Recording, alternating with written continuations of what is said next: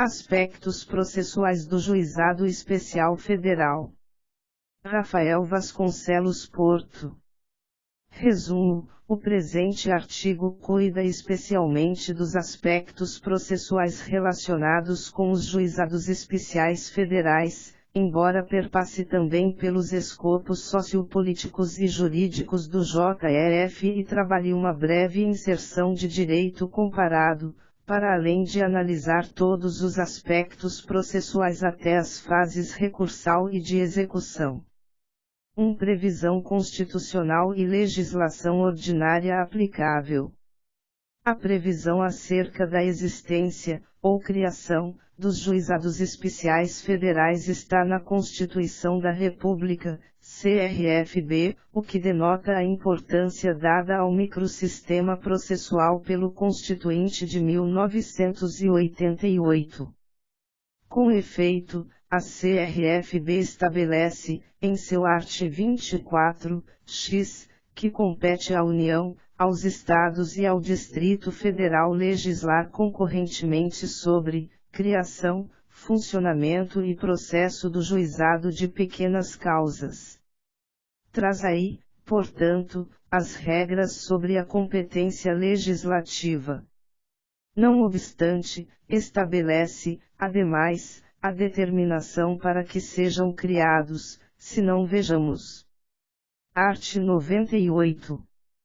A União, no Distrito Federal e nos territórios, e os Estados criarão.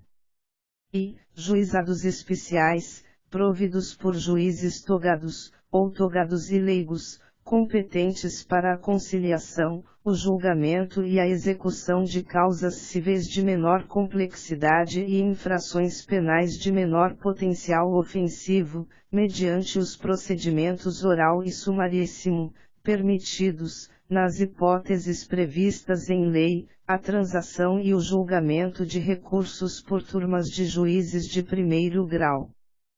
Primeiro, Lei Federal disporá sobre a criação de juizados especiais no âmbito da Justiça Federal. Em suma, a CRFB determina a criação dos juizados especiais civis e criminais, no âmbito das justiças estaduais e federal, estabelece a sua competência, julgamento e execução de causas civis de menor complexidade, os tipos de procedimento, oral e sumaríssimo, e o julgamento de recursos por turmas de juízes de primeiro grau. Trata-se de uma regulação relativamente extensa fornecida pela Lei Maior, o que deixa transparecer a relevância que já destacamos. Pois bem, em obediência aos ditames constitucionais, a Lei nº 9.099/95 dispôs, pioneiramente no assunto, sobre os juizados especiais civis e criminais na esfera estadual, ou seja, estabeleceu as regras gerais em torno da matéria. Apenas, porém, com o advento da Lei nº 1025920001 é que surgiram os juizados especiais federais, considerando que a previsão constitucional, acima transcrita, veio apenas com a Emenda Constitucional número 22 de 1999, enquanto a previsão em torno dos juizados especiais existe desde a redação originária. É importante deixar consignado, desde logo, que no procedimento do JRF a Lei nº 1025920001 tem aplicação primária, enquanto a Lei nº 9.099/95 tem aplicação subsidiária, é dizer, tem lugar quando aquela é omissa e desde que não contrarie sua sistemática, sendo que o Código de Processo Civil surge ainda como um terceiro degrau, ou seja, seus ditames podem ser utilizados quando aqueles diplomas se fizerem omissos. 2. Escopos sociopolíticos e jurídicos dos juizados. Como se sabe, a evolução do direito processual chegou à fase, ainda atual, da instrumentalidade, no Brasil, bem representada por Cândido Rangel Dinamarco, que consiste numa busca contínua e determinada de meios para melhorar o exercício da prestação jurisdicional, conciliando celeridade e segurança, para que o processo se aproxime mais do conceito de justiça, com uma tutela jurisdicional adequada e efetiva, propiciando a tão sonhada pacificação social. Anota Dinamarco que não se justifica mais a clássica postura metafísica consistente nas investigações conceituais destituídas de endereçamento teleológico. A negação da natureza e objetivo puramente técnicos do sistema processual é, ao mesmo tempo, a afirmação de sua permeabilidade aos valores tutelados na ordem político-constitucional e jurídico-material e reconhecimento de sua inserção no universo axiológico da sociedade a que se destina. A tendência do direito processual moderno é diminuir as distâncias entre o processual e o substancial, relativizando o binômio direito-processo. A ação é sempre instrumentalmente conexa a uma situação jurídico-substancial. A partir daí, demonstra que a jurisdição, sendo uma das funções do Estado, tem um feixe de objetivos a serem alcançados, no campo jurídico, atuação da vontade do direito substancial, social, pacificação com justiça, educação para a consciência dos próprios direitos e respeito aos alheios, e político, afirmação do poder estatal, participação democrática, preservação do valor liberdade. São os escopos da jurisdição. O processo, por ser instrumento, está dirigido a certos objetivos, que, pelo menos no campo político e social, adianta-se, vão variar segundo a conformação do Estado em questão. Falar do processo como instrumento requer que se precisem os objetivos a ser alcançados mediante o seu emprego e tais escopos se situam no campo social, político e jurídico. O escopo social síntese, anota Dinamarco, é a justiça, que, afinal, é expressão do bem comum. Pacificar com justiça, auxiliar a alcançar a paz social. Não se busca o consenso em torno das decisões judiciais, mas a imunização delas contra os ataques dos contrariados, ou não se alcançaria uma paz definitiva. Existe predisposição a aceitar a decisão desfavorável quando há oportunidade de participar na preparação da decisão e influir no seu teor mediante observância do procedimento adequado, princípio do contraditório, legitimação pelo procedimento. Quanto aos escopos políticos, pode-se falar, fundamentalmente, em três aspectos. O primeiro é o de afirmar a capacidade estatal de decidir imperativamente, poder. Decidindo e impondo decisões, o Estado afirma o seu próprio poder e a autoridade de que instrumentalmente investidos os seus agentes. Além de decidir, ele impõe imperativamente o que decidiu e confere imunização às decisões, no sentido de que, soberanamente, não admite revisões do decidido. Quando necessário, impõe por si mesmo a disposição das coisas segundo os parâmetros fixados na decisão. O segundo é concretizar o culto ao valor liberdade, com isso limitando e fazendo observar os contornos do poder e do seu exercício. Trata-se das liberdades públicas e especialmente das garantias de preservação do princípio liberal nas relações entre o Estado e o indivíduo. Finalmente, o terceiro é assegurar a participação dos cidadãos. Democracia é participação e não só pela via política do voto ou ocupação eletiva de cargos públicos. Todas as formas de influência sobre os centros de poder são participativas, no sentido de que representam algum peso para a tomada de decisões. Poder, autoridade e liberdade são dois polos de um equilíbrio que, mediante o exercício da jurisdição, o Estado procura manter. Participação é um valor democrático inalienável, para a legitimidade do processo político. A perspectiva estritamente jurídica do sistema processual constitui reflexo do segundo momento histórico da sua ciência, consistente na afirmação da autonomia conceitual e metodológica e aprimoramento interno do sistema. O terceiro momento, visivelmente instrumentalista, é assim justamente por força da percepção das responsabilidades que, perante a nação e sua estrutura política, o processo é chamado a assumir. Indagar do escopo jurídico do sistema processual significa pôr em questão o modo como opera e posto que ocupa no sistema jurídico. Neste quadrante da história do direito, já não teria sequer sentido cogitar da tutela dos direitos como escopo do processo.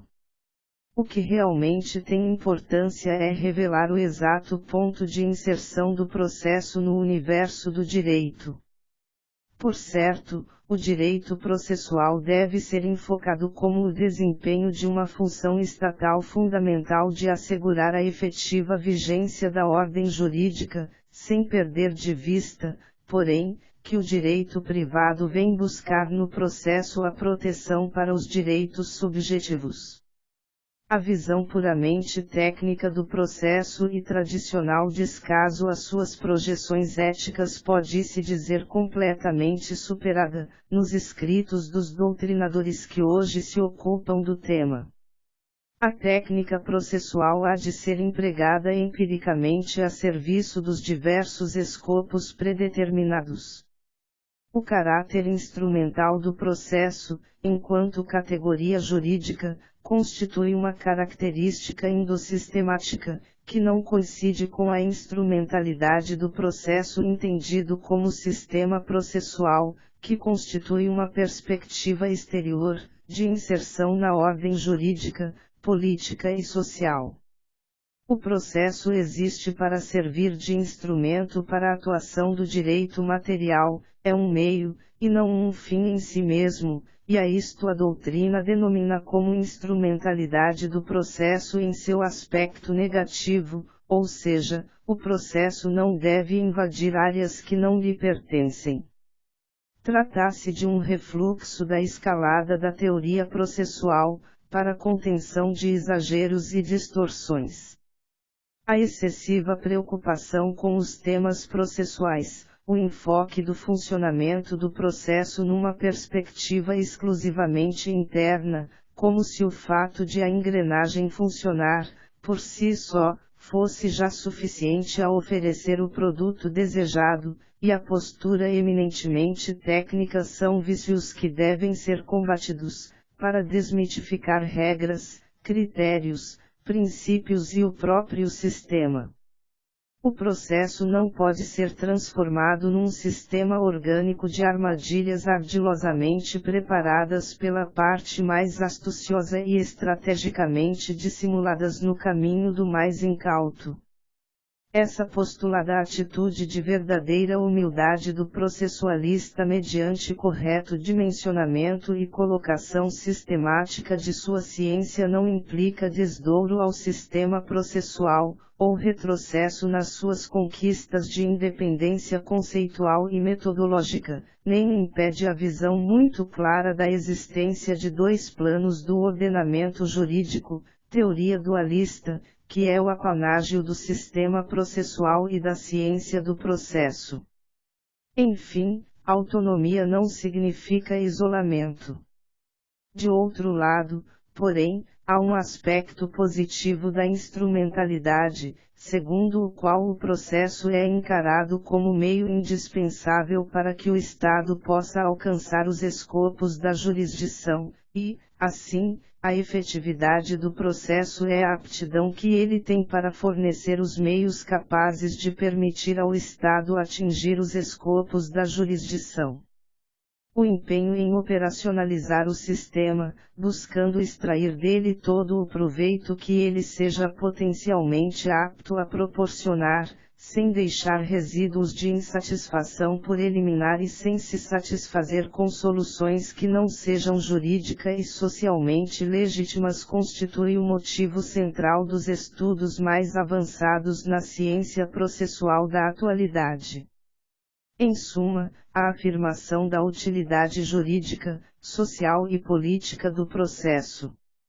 O que se propõe é uma mudança de mentalidade, de postura, do juiz e da doutrina processualista, especialmente, consubstanciando um novo método de pensamento, rompendo definitivamente com as velhas posturas introspectivas do sistema e abrindo os olhos para a realidade da vida que passa fora do processo. É de se ter em vista especialmente o consumidor do serviço, o jurisdicionado e as suas demandas. Dinamarco aponta 4 pontos vitais em que as tomadas de posição se mostram particularmente importantes no exame crítico do sistema. A. Admissão em juízo. É preciso ampliar a porta de entrada do judiciário, efetividade do acesso à justiça, criando facilitadores econômicos, psicossociais, combatendo a desinformação e a descrença, e jurídicos, ampliação da legitimidade quanto a certos tipos de direitos. B. O modo de ser do processo. O contraditório, conhecimento, diálogo e prova, é a expressão do regime democrático dentro do processo, assim, a instrução probatória ganha extrema relevância. É relevante também o plano de trabalho processual, ou seja, o procedimento, que constitui o amálgama que funciona como fator de coesão do sistema, cooperando na condução do processo sobre os trilhos de uma conveniente interação entre o juiz e as partes.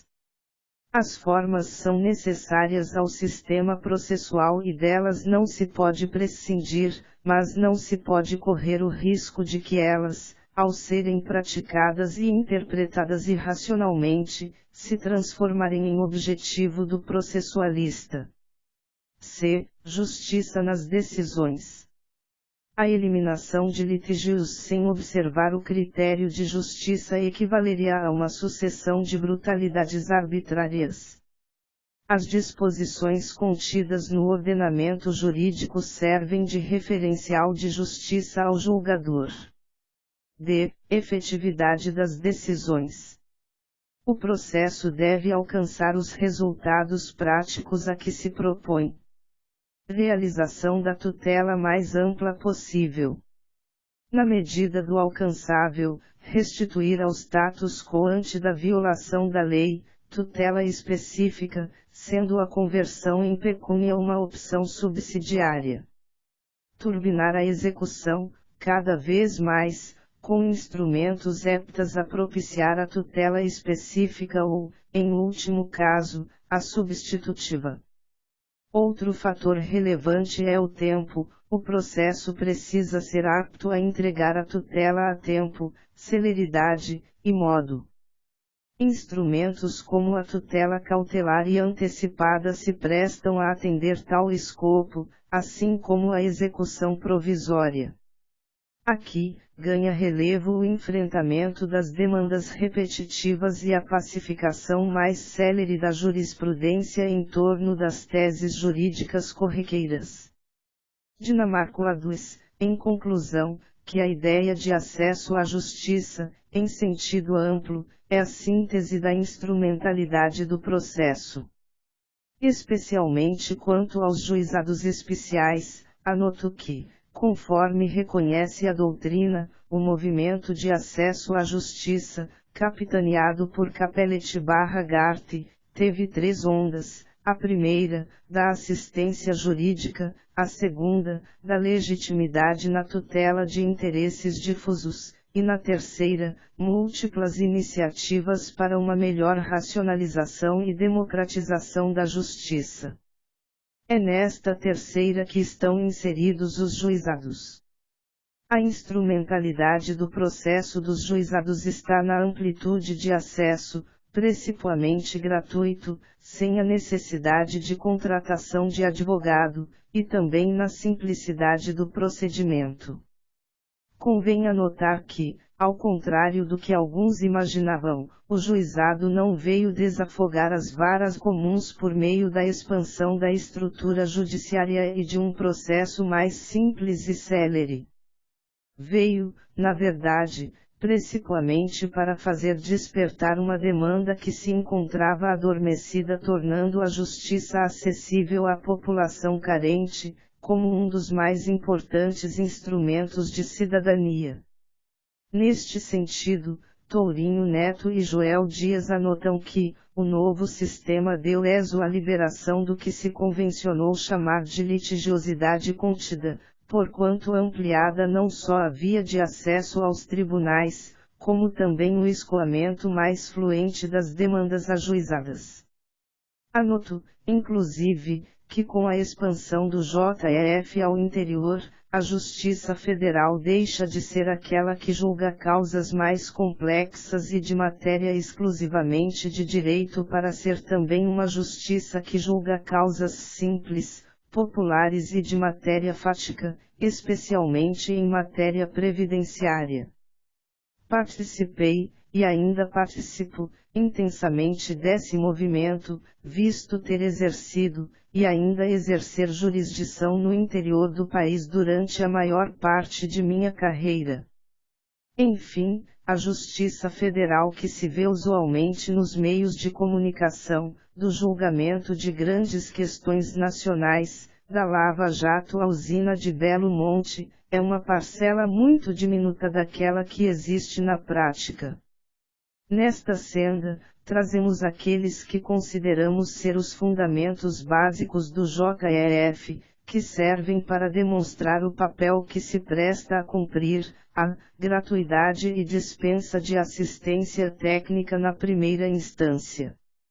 Em segundo grau, o recorrente vencido será condenado, entende-se, conforme enunciados 57 e 97 do FONAGEF, que os honorários só são devidos se a sucumbência recursal é total, b. Procedimento simplificado, c. Oralidade, d. Incentivo à conciliação. É possível afirmar, com Joel Dias, que a autocomposição é um elemento central nos juizados, e agilidade.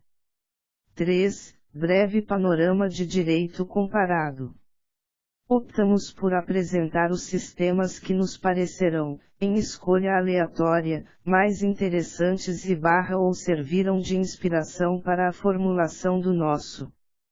Basearmos-nos aqui essencialmente no estudo de Oriana Pisque de Azevedo Magalhães Pinto. 3.1 Common Law. No caso da Inglaterra, a existência de cortes especializadas para as pequenas causas tem origem precoce, datando de mais de um século a criação de tribunais dedicados à reparação de pequenas dívidas e demandas. Já nos Estados Unidos, onde a experiência é bem mais recente, existem Small Claims Courts, cortes das pequenas reclamações, desde a década de 1930, estando a sua criação fortemente vinculada aos interesses de pequenos negociantes que se sentiam preteridos nos tribunais ordinários. Durante a década de 1970, animado pela explosão de litígios envolvendo consumidores, o sistema de pequenas causas existente naqueles países conheceria profundas reformas, o que também se observaria em outros países de igual tradição jurídica, como Canadá, Irlanda do Norte, Austrália e Nova Zelândia. Nos Estados Unidos, dentro das County Courts, Corte do Condado, aos juizados especiais conhecidos como Small Claims Courts, pequenas reivindicações à corte, que decidem questões civis até $7,5 mil. Nelas atuam os magistrates, os juízes que possuem menor graduação. Vale dar especial relevo ao Juizado de Pequenas Causas no estado de Nova York, o qual serviu inicialmente de paradigma para a criação dos juizados de pequenas causas no Brasil. Atualmente, a Inglaterra possui um juizado oficial de pequenas causas, o qual integra as cortes inglesas, e um juizado de pequenas causas não oficial, ambos com características próprias. O primeiro possui as seguintes características: limite de competência às causas de valor igual a 100 libras, escolha entre magistrado ou árbitro, possibilidade de representação por advogado, prevalência de solução arbitral, princípios da informalidade e concentração, possibilidade de recorrer ao auxílio de perícia, inclusive no interregno da audiência.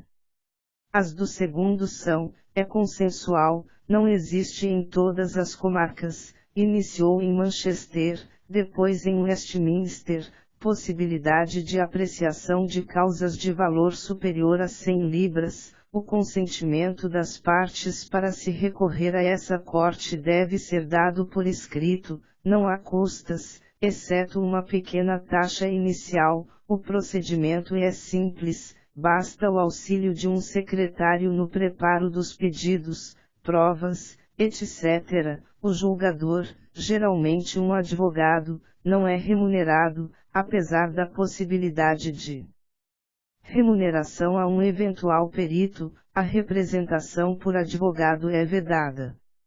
Já no Canadá, a criação de um sistema acessível aos litígios de consumidores tem encontrado diferentes respostas nas diversas regiões do país.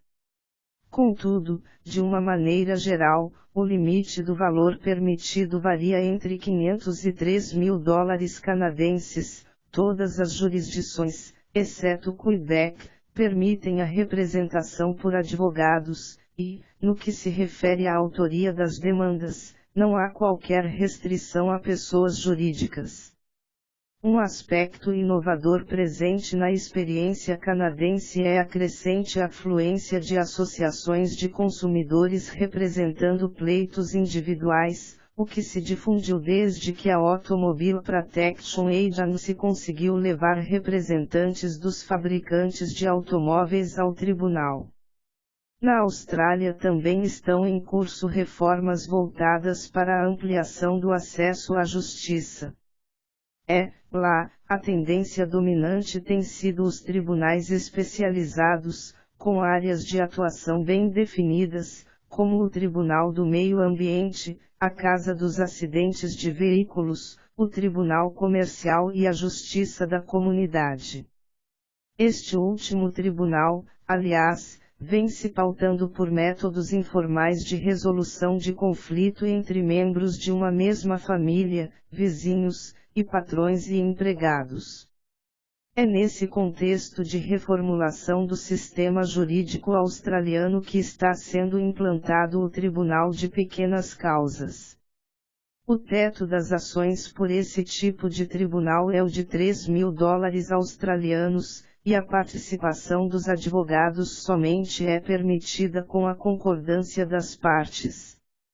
A exemplo da Small Claims Court de Nova York, somente os consumidores estão autorizados a propor ação, embora esteja em discussão, por pressão dos empresários, a possibilidade de as empresas também se valerem daquele tribunal para cobrança de pequenas dívidas. Ainda no âmbito da Common Law, na Nova Zelândia, a aprovação da Lei dos Juizados data de 1976.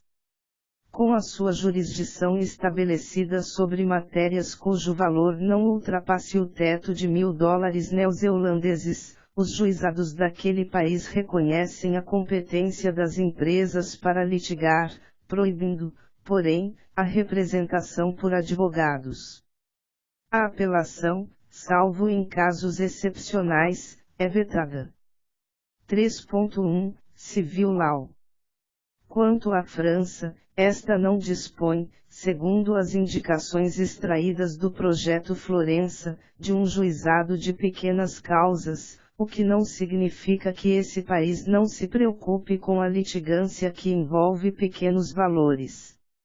Ao contrário, muitas medidas foram tomadas para minimizar despesas junto aos tribunais, a exemplo da citação por aviso de recebimento emitido pelos Correios, AR, em muitos procedimentos, com dispensa de oficial de justiça. A Alemanha dispõe, de certa forma, de um juizado de pequenas causas, vez que limita a competência de sua justiça comum em razão do valor discutido, com o intuito de minimizar as despesas judiciais, desta forma, facilitando o acesso à justiça.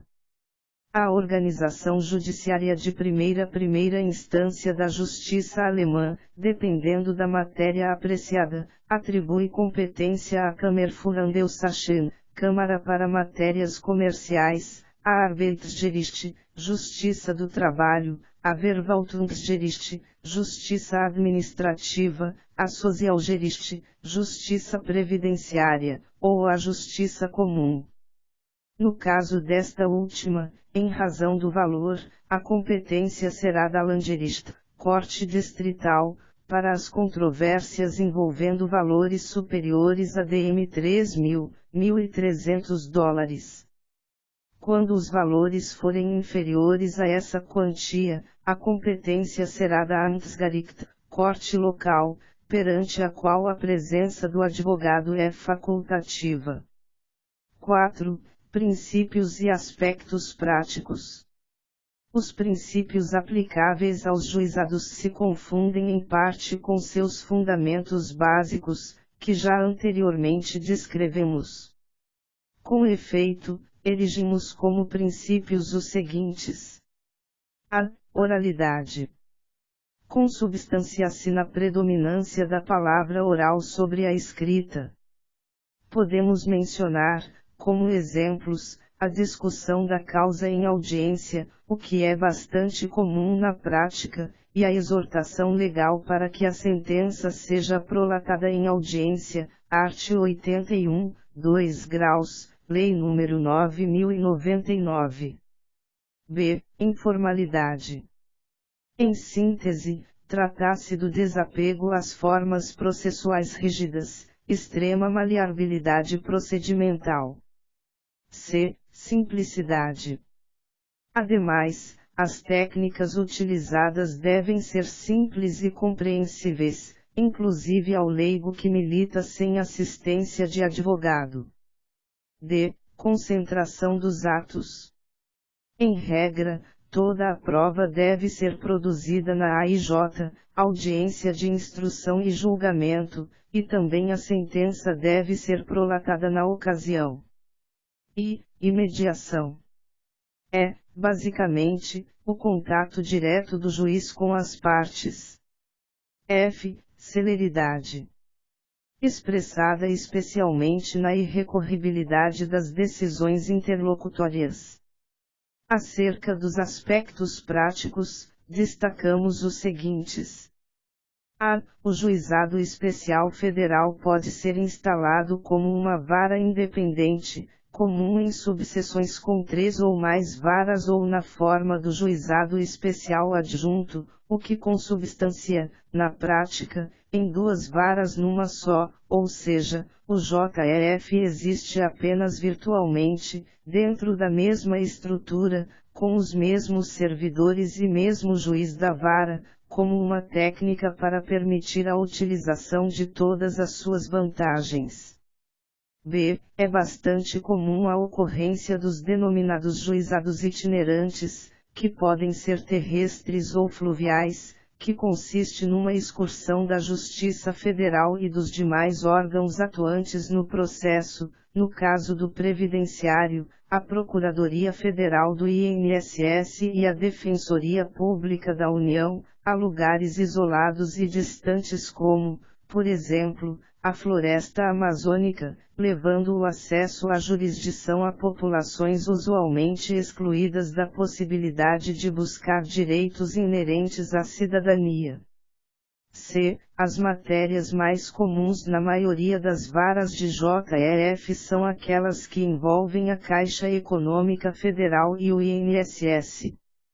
D. As turmas recursais estão instaladas em todos os estados da Federação, exceto no Amapá e em Roraima, com sede na capital de cada qual, salvo em Minas Gerais, onde há também 2 turmas instaladas no interior, em Uberlândia e Juiz de Fora. Hoje, as turmas recursais contam com juízes fixos, 3 em cada uma, que são juízes titulares lá exclusivamente lotados. Anteriormente ao advento da Lei nº 1266522012, eram compostas por juízes designados temporariamente, muitas vezes sem prejuízo da atuação na origem, não gozando de estrutura permanente. 5. Competência. Como vimos, a CRFB estabelece a competência para causas de menor complexidade. O legislador ordinário, porém, optou por erigir um critério meramente econômico, de valor da causa, para definir a competência do JRF, talvez por não ter encontrado outro que pudesse se mostrar claro e objetivo. O dispositivo básico que estabelece o critério de competência é o art. 3º da Lei nº 1025920001, in verbis, compete ao Juizado Especial Federal Civil processar, conciliar e julgar causas de competência da Justiça Federal até o valor de 60 salários mínimos, bem como executar as suas sentenças.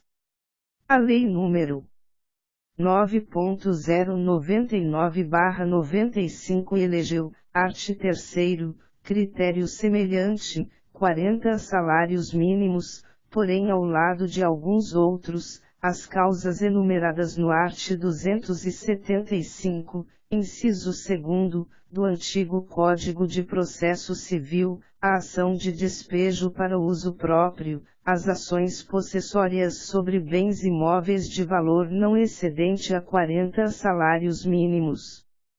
Permitiu, ainda, a execução dos títulos executivos extrajudiciais, no valor de até 40 vezes o salário mínimo. Em suma, ao contrário do que ocorre no JSE, o único critério para determinação da competência no JRF é o do valor da causa. Não obstante, há algumas causas que estão expressamente excluídas, conforme consta no 1 graus do art. 3º da Lei. 1 graus ou não se incluem na competência do Juizado Especial Civil as causas I, referidas no art. 109, incisos 2 as causas entre Estado estrangeiro ou organismo internacional e município ou pessoa domiciliada ou residente no país. 3ª as causas fundadas em tratado ou contrato da União com Estado estrangeiro ou organismo internacional e 11 a disputa sobre direitos indígenas, da Constituição Federal, as ações de mandado de segurança, de desapropriação, de divisão e demarcação, populares, execuções fiscais e por improbidade administrativa e as demandas sobre direitos ou interesses difusos, coletivos ou individuais homogêneos. 2ª, sobre bens imóveis da União, autarquias e fundações públicas federais. 3ª, para a anulação ou cancelamento de ato administrativo federal, salvo o de natureza previdenciária e o de lançamento fiscal. 4ª, que tenham como objeto a impugnação da pena de demissão imposta a servidores públicos civis ou de sanções disciplinares aplicadas a militares.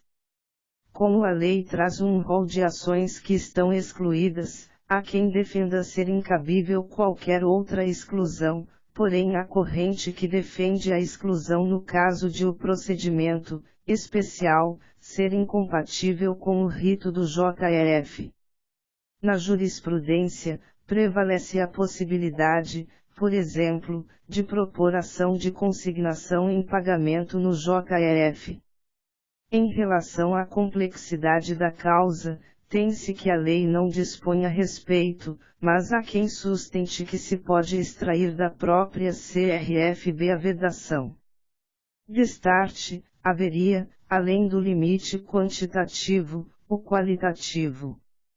De todo modo, entende-se que a complexidade da matéria em si não pode servir como vedação, então apenas a complexidade probatória, que dificultaria a celeridade, é que poderia ser assentada como óbice à propositura ou continuidade da ação perante o JRF.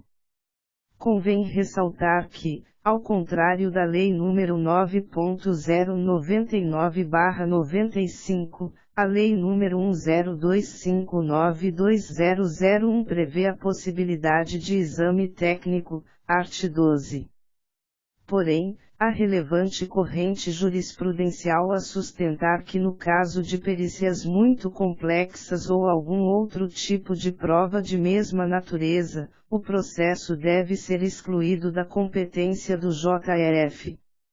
A Lei nº 9.099/95 veda, art. 18, 2 graus, a citação por edital, razão pela qual, em sendo necessária tal modalidade de citação, há quem entenda pela necessidade de declinar de competência para a vara comum. Finalmente, convém anotar que, conforme dispõe o 3 graus do art. 3º da Lei nº 10259/2001, no foro onde estiver instalada a vara do juizado especial, a sua competência é absoluta. Isto significa que, ao contrário do que ocorre no âmbito do juizado estadual, onde ajuizar ou não uma ação de valor inferior a 40 salários mínimos lá ou na vara comum é uma opção discricionária do autor, no JRF há obrigação de que a ação com valor inferior a 60 salários mínimos seja ali proposta. 5.1 Determinação do valor da causa. A dificuldade maior se coloca nas ações que versam sobre obrigações de trato sucessivo, como ocorre, em geral, naquelas que pleiteiam a concessão ou revisão de benefício previdenciário.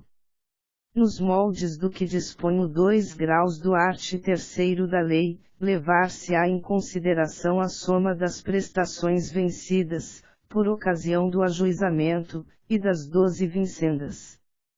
Por outro lado, vinha sendo expediente comum a inserção de pleito de dano moral, mesmo em ações previdenciárias das mais simples, com o objetivo tão somente de elevar o valor da causa para acima do patamar do JRF, para a escolha do juízo processante, quer seja em virtude de se buscar um juiz com posicionamento favorável ou como estratégia do advogado para obter eventual condenação em honorários de sucumbência.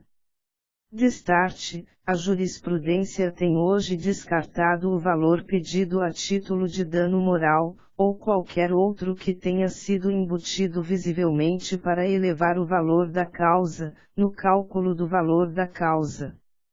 Tem-se entendido possível, embora haja controvérsia, a renúncia pelo autor do valor excedente a 60 salários mínimos, porém deverá ser expressa e manifestada em declaração de próprio punho ou por advogado que detenha procuração com poderes especiais.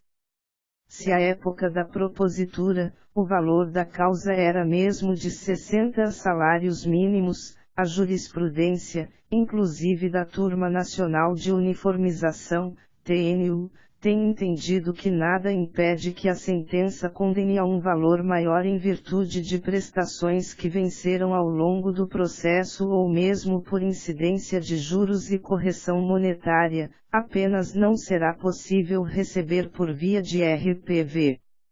Se o salário mínimo sobe no curso do processo, caso tenha havido a devida renúncia por ocasião da propositura, há controvérsia sobre se é o caso de apenas atualizar monetariamente o teto da época do ajuizamento ou se vale o novo teto.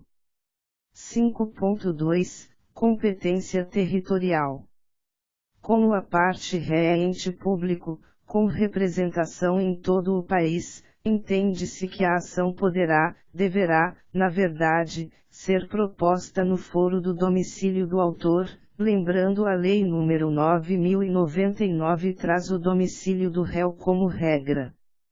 Em não havendo JRF, a ação deve ser proposta na vara federal da localidade. Se não houver vara comum também, dispõe o art. 20 da Lei nº 1025920001 que a causa poderá ser proposta no juizado especial federal mais próximo. Embora a lei fale em mais próximo, o entendimento é de que deve ser ajuizada perante a subseção judiciária com jurisdição sobre a comarca, nos termos das leis de organização judiciária. Caso o autor pretenda se valer da competência delegada da Justiça Estadual, não poderá propor a ação no juizado estadual, pois este não admite ente público como parte e a lei que dispõe sobre os juizados da Fazenda Pública, por sua vez, não menciona a União. Não obstante tais regras, há quem defenda a possibilidade de aplicar o disposto na súmula número 689 do STF, o segurado pode ajuizar ação contra a instituição previdenciária perante o juízo federal do seu domicílio ou nas varas federais da capital do Estado-membro, no âmbito do JRF, o que é controverso. É possível suscitar ainda a aplicabilidade do 2 graus do art. 109 da CRFB, as causas intentadas contra a União poderão ser aforadas na seção judiciária em que for domiciliado o autor, naquela onde houver ocorrido o ato ou fato que deu origem à demanda ou onde esteja situada a coisa, ou, ainda, no Distrito Federal, especificamente na parte que dispõe sobre a competência universal do Distrito Federal. O art. 51, terceira, da Lei nº 9.099/95 coloca a incompetência territorial como hipótese de extinção do processo, e não, portanto, de declínio, com envio do processo ao juízo declinado, sendo que parcela considerável da jurisprudência tem se valido do dispositivo, por analogia, também no caso de incompetência absoluta. 5.3 Conflito de competência. Tem prevalecido o entendimento de que o conflito de competência entre duas varas de JRF vinculados à mesma turma recursal é decidido por esta, neste sentido, enunciado número 106 do FONAGEF, mas há quem sustente que a turma recursal simplesmente não detém competência para julgar conflitos em nenhuma hipótese, pois a CRFB não faz tal previsão. Caso o conflito se coloque entre GEFs vinculados a turmas recursais diversas, porém dentro da mesma região, é competente o TRF respectivo. O mesmo se dá se o conflito é entre JRF e vara de uma mesma região. Em qualquer caso, se de regiões diversas, é competente STJ. Se a dúvida se coloca entre turma recursal e o TRF a que aquela esteja vinculada, entende-se que não há tecnicamente conflito, valendo o que o tribunal decidir, em analogia ao que dispõe a súmula número 22 do STJ, não há conflito de competência entre o Tribunal de Justiça e Tribunal de Alçada do mesmo Estado-membro. Se é entre duas turmas recursais da mesma região, como são todos juízes federais que aí atuam, entende-se que cabe ao TRF respectivo. Se, contudo, são de regiões diversas, incumbe ao STJ. 6. legitimidade ativa e passiva. O tema é tratado pelo art. 6º da lei, que estabelece que podem ser autores no JEF as pessoas físicas e as microempresas e empresas de pequeno porte. Admite-se, porém, interpretação analógica para incluir, por exemplo, o condomínio edilício, neste sentido, o enunciado N graus 128 do FONAGEF. Por outro lado, podem figurar como parte reunião, autarquias, fundações e empresas públicas federais. Segundo o enunciado número 21 do FONAGEF, no caso de litisconsórcio necessário com aquelas instituições, as pessoas físicas, jurídicas, de direito privado ou de direito público estadual ou municipal podem figurar no polo passivo. Não obstante, a inclusão de pessoa jurídica de direito privado é algo ainda muito controverso. A inclusão de pessoa física é bastante comum em ações de pensão por morte, quando já há outro beneficiário percebendo o benefício. 7. Procedimento. 7.1. Fase postulatória. A propositura da ação pode observar a mesma forma que se tem na vara comum, ou seja, por meio de uma petição inicial, subscrita ou não por um advogado, mas há também a opção da denominada atermação, quando a parte não acompanhada por advogado comparece na presença de um servidor que reproduz, com singeleza, no papel a pretensão apresentada. Em geral, os juízes têm sido mais especialmente maleáveis quanto aos requisitos da peça inicial quando a parte não se encontra assistida por advogado, mas é certo que há um padrão mínimo que deve ser observado, a permitir ao menos a compreensão do que está em disputa para possibilitar o julgamento da causa e, inclusive, que a parte ré exerça seu direito de defesa. Conforme dita o art. 7º da lei, as citações e intimações da União serão feitas na forma prevista nos arts. 35 a 38 da Lei Complementar N graus 73/93, é dizer, na pessoa do procurador-chefe, se em primeira instância. A citação das autarquias, fundações e empresas públicas será feita na pessoa do representante máximo da entidade, no local onde proposta a causa, quando ali instalado seu escritório ou representação, se não, na sede da entidade. A prerrogativa alcança, portanto, inclusive a Caixa Econômica Federal, que, em regra, dela não dispõe em outras situações. No que tange à resposta, é vedada a reconvenção e, ao menos em regra, o pedido contraposto. Cabível exceção de suspeição ou impedimento, cujo processamento deve observar o que diz o CPC, ou seja, deve ser oferecida em petição à parte, mesmo sob a égide do NCPC, por força do art. 146 deste. Entende-se que a exceção de incompetência deve vir no bojo da contestação.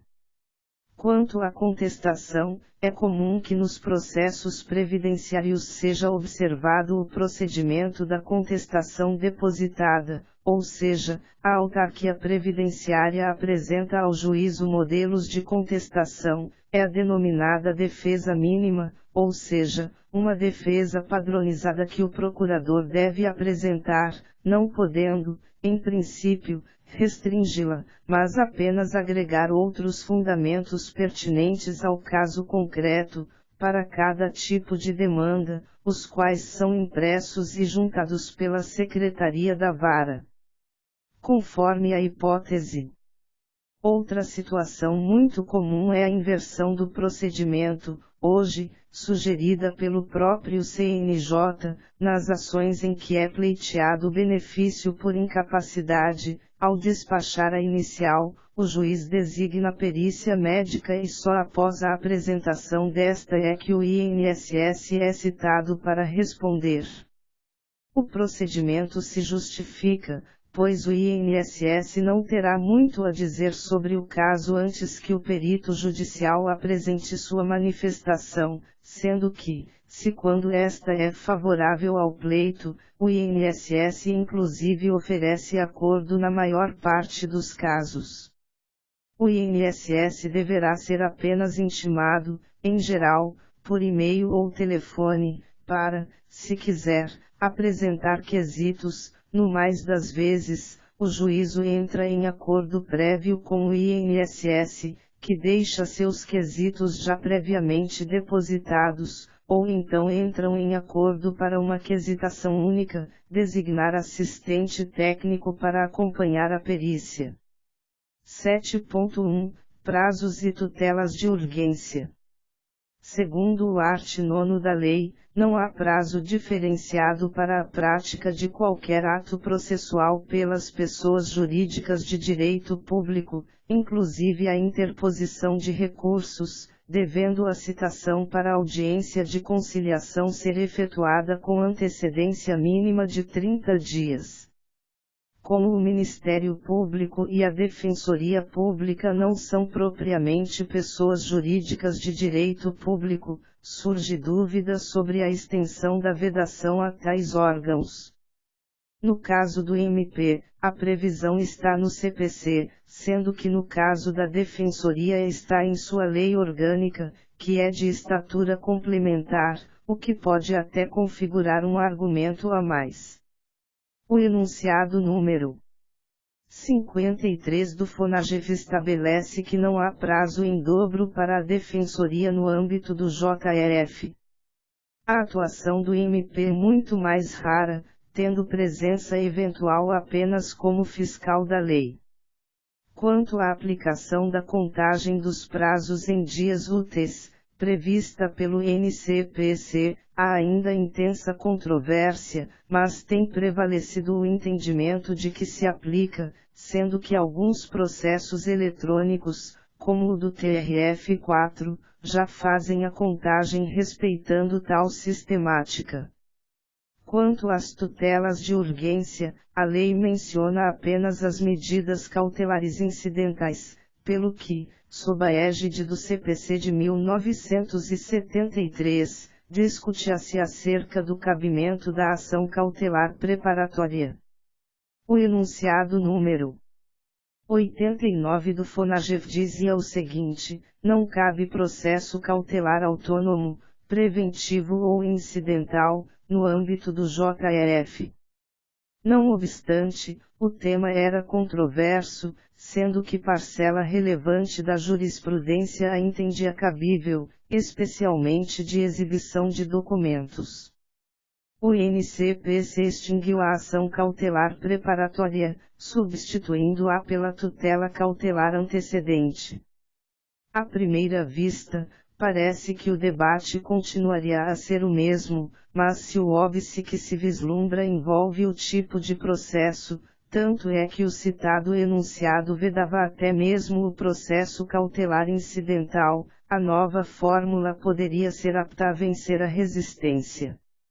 O recente enunciado número 178 do FONAGEF diz que a tutela provisória em caráter antecedente não se aplica ao rito dos juizados especiais federais, porque a sistemática de revisão da decisão estabilizada, art. 304 do CPC/2015, é incompatível com os arts. 4º e 6º da Lei nº 10.259/2001.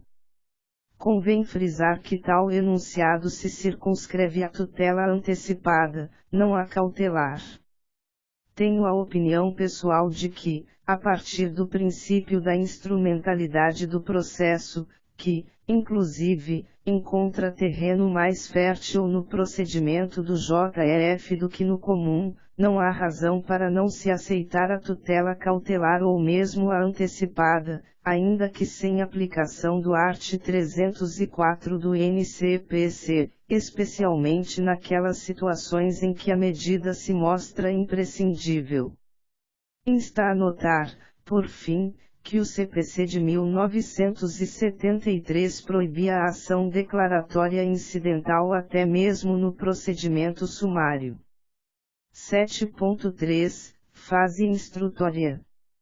O art. 33 da Lei nº 9.099/95 dispõe que todas as provas serão produzidas na audiência de instrução e julgamento, ainda que não requeridas previamente, podendo o juiz limitar ou excluir as que considerar excessivas, impertinentes ou protelatórias. Ademais, o art. 29 do mesmo diploma dispõe que as questões incidentais devem ser decididas na AIJ. É a expressão do princípio da concentração dos atos. Conforme já descrevemos, a possibilidade de conciliação preliminar é muito rara nas demandas envolvendo o INSS, por isto é incomum a designação de audiência preliminar de conciliação. Em geral, há apenas a AIJ, quando há necessidade de colheita de prova oral, ou mesmo nenhuma audiência, quando não há. A ausência da parte ré em qualquer audiência determina a revelia, art. 20 da Lei nº 9.099/95, assim como o não oferecimento de contestação. Contudo, como se sabe, os efeitos da revelia contra ente público são peculiares, em regra, não se observa os efeitos materiais.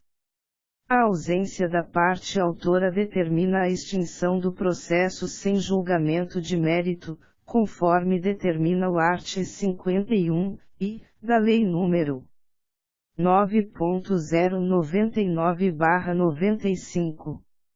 Admite-se, em princípio, todos os meios de prova, inclusive a pericial, salvo, para certa corrente, a demasiado complexa, como já examinamos acima. Entende-se que a prova documental deve ser juntada pelo autor preferencialmente na inicial, até mesmo para permitir a compreensão exata da causa, para o juiz e para o réu, mas que não há impedimento a que seja juntada na audiência. Segundo o art. 11 da Lei nº 1025920001, a entidade pública ré deverá fornecer ao juizado a documentação de que disponha para o esclarecimento da causa, apresentando-a até a instalação da audiência de conciliação. O número máximo de testemunhas é de 3. A Lei nº 9.099 prevê a intimação das testemunhas pelo juízo, se houver requerimento, mas na prática isto já não ocorria. É costume determinar que cada parte compareça acompanhada de suas testemunhas, não sendo necessário apresentar previamente o rol, e hoje o NCPC determina que a própria parte intime suas testemunhas. A ausência da parte autora na perícia pode resultar em extinção do processo, por analogia com o art. 51, e, da Lei nº 9.099/95, acima mencionado. É cabível a expedição de precatória para a produção de prova em outro juízo, mas como é comum que se determine que a parte compareça acompanhada de suas próprias testemunhas, muitos juízes indeferem a produção de prova testemunhal por precatória. De minha parte, admito apenas excepcionalmente, quando a parte demonstra que a oitiva é imprescindível. É muito comum que a parte que reside em comarca onde não há Justiça Federal opte por ajuizar a ação no JRF mais próximo, pelo fato de a ação tramitar de maneira mais célere, especialmente em segunda instância, quando o recurso vai às turmas recursais e não ao TRF, e ser essencialmente gratuita, mas querer que a prova seja produzida pelo juízo estadual de sua residência, que, de modo geral, não possui a mesma intimidade com a matéria e também por ser comum que o INSS não compareça às audiências. Por lhe faltar estrutura para tal, o que certamente facilita a construção de sua tese pela ausência do contraditório. Destarte, tenho entendido que ou a parte se vale da comodidade da competência delegada, o que está a seu alvedrio, e produz a prova no local em que reside ou, ao optar pelo juízo federal, não poderá subtrair deste o contato direto com a prova. 7.3 Fase decisória. Embora a lei recomende seja proferida a sentença em audiência, é comum também a prolação em gabinete, mesmo nos casos em que a AIJ. Em suma, há quem adote como praxe sentenciar em audiência e há quem faça o contrário. Conforme o par único do art. 38 da Lei nº 9.099/95, a sentença nos juizados especiais deve ser líquida, mas o enunciado número 30 do FONAGEF diz que basta conter os parâmetros para liquidação. Outras hipóteses de extinção sem julgamento de mérito, art. 51 da Lei nº 9.099/95, além daquelas que já mencionamos, são, quando inadmissível o procedimento instituído pela lei ou seu prosseguimento, após a conciliação, quando, falecido o autor, a habilitação depender de sentença ou não se der no prazo de 30 dias, quando, falecido o réu, o autor não promover a citação dos sucessores no prazo de 30 dias da ciência do fato. 7.4 Fase recursal. Para interpor recurso, é sempre necessária a assistência de advogado, ainda que se tenha atuado sem ela em primeira instância. Hipóteses em primeiro grau. Quanto às decisões interlocutórias, ao contrário da Lei nº 9.099/95, que dispõe serem irrecorríveis, a Lei nº 102592001 abre, em seu art. 5º-c/c4, a possibilidade de recorrer quanto ao deferimento de medidas cautelares. A jurisprudência, contudo, estende a possibilidade ao indeferimento, interpretação extensiva, e também às decisões que versam sobre antecipação de tutela, interpretação analógica. A lei não dá nome ao recurso, mas prevalece que se deve adotar o rito, e também o nome, o que, porém, não tem maior relevância, do agravo de instrumento, por aplicação subsidiária do CPC e até mesmo pela lógica no que tange à interposição por instrumento diretamente na turma recursal. O STF já decidiu que não cabe mandado de segurança contra a decisão interlocutória do JRF, Rest. 576.847. Quanto às sentenças, conforme a art. 5º da Lei nº 10.2569/01, só cabe recurso de sentença definitiva, também não é dado nome, pelo que é comumente chamado de recurso inominado, mas há também quem denomine apelação, ou seja, não cabe quanto à sentença terminativa, entende-se cabível o mandado de segurança, pelo princípio da fungibilidade, se tem admitido na prática o recurso inominado em certos casos. O prazo da apelação é de 10 dias, previsto na Lei nº 9.099/95. Quanto ao agravo, como o mencionado diploma não o prevê, não traz também prazo. Sob a égide do CPC de 1973, como o prazo do agravo era de 10 dias, não surgia controvérsia. Agora, contudo, que passou a ser de 15 dias, com o advento do NCPC, é de se questionar se este será aplicável ou se será estendido, por analogia, aquele cabível para a apelação.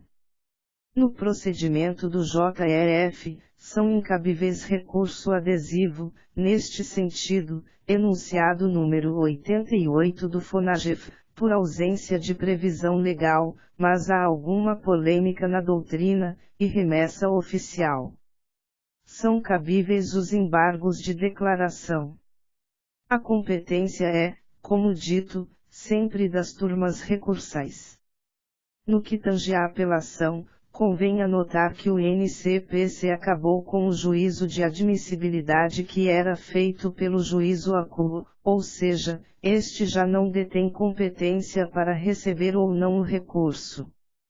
Não obstante, o artigo 43 da Lei nº 9.099 diz que o recurso terá somente efeito devolutivo, podendo o juiz dar-lhe efeito suspensivo, para evitar dano irreparável para a parte, e o 2 graus do artigo 42 diz que após o preparo, a Secretaria intimará o recorrido para oferecer resposta escrita no prazo de 10 dias. Assim, discute-se se o juízo ACU poderia ou não fazer o juízo de admissibilidade no JRF. Tenho entendido que sim, o que parece ainda mais evidente no caso de deserção, em virtude do último dispositivo transcrito.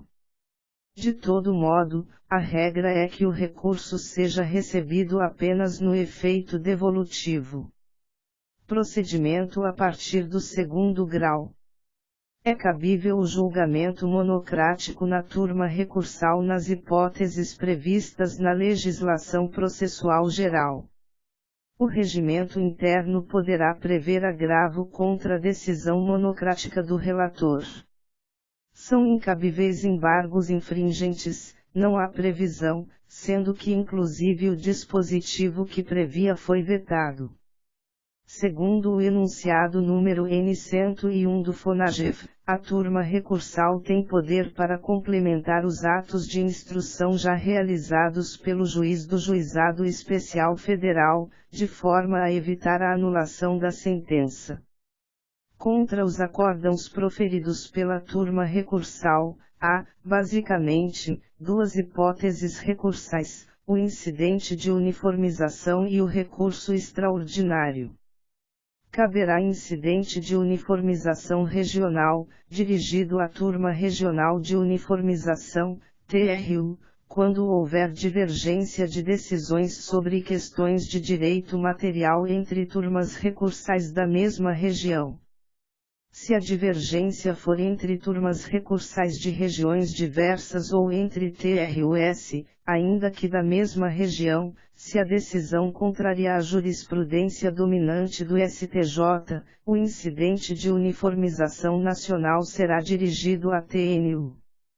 No caso de não ser admitido o incidente, cabe agravo nos próprios autos.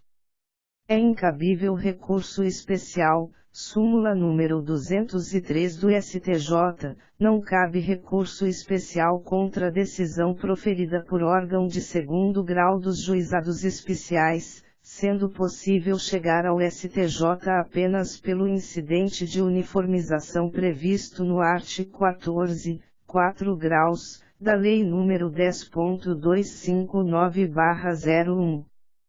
Tal incidente tem lugar quando a orientação acolhida pela TNU, em questões de direito material, contrariar súmula ou jurisprudência dominante no STJ, devendo a parte interessada provocar a manifestação deste, que dirimirá a divergência.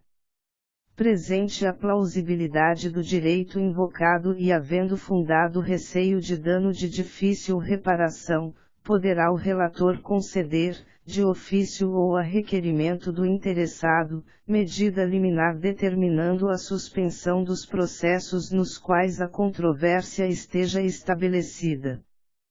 Publicado o acórdão respectivo, os pedidos retidos serão apreciados pelas turmas recursais, que poderão exercer juízo de retratação ou declará-los prejudicados, se veicularem tese não acolhida pelo Superior Tribunal de Justiça. Acerca do recurso extraordinário ao STF, é pacífico o seu cabimento quanto às decisões proferidas pelas turmas recursais, mas discute-se a possibilidade do manejo contra as decisões proferidas em incidente de uniformização pela TRU, TNU ou STJ. 7.5 Execução e ação rescisória. A execução da sentença é feita perante o próprio juizado, sendo dispensada nova citação. O devedor poderá oferecer embargos alegando as seguintes teses: a. Falta ou nulidade da citação no processo, se ele correu à revelia; b. Manifesto excesso de execução; c. Erro de cálculo; d. Causa impeditiva, modificativa ou extintiva da obrigação, superveniente à sentença. É bastante comum a denominada execução invertida no processo previdenciário, que consiste na apresentação dos cálculos pelo INSS, sendo então intimado o segurado para dizer se concorda ou não. Segundo o enunciado número N129 do FONAGEF, nos juizados especiais federais, é possível que o juiz determine que o executado apresente os cálculos de liquidação.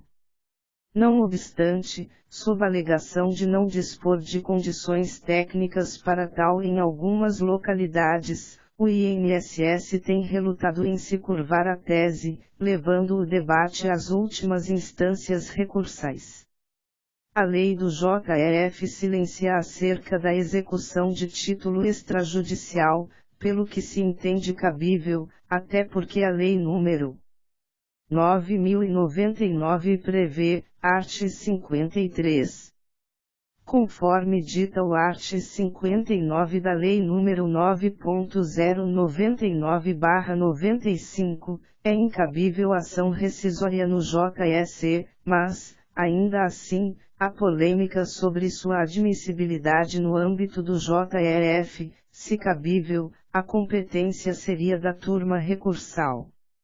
A controvérsia chegou a ser levada ao STF, que se recusou a analisá-la, considerando que não é matéria constitucional.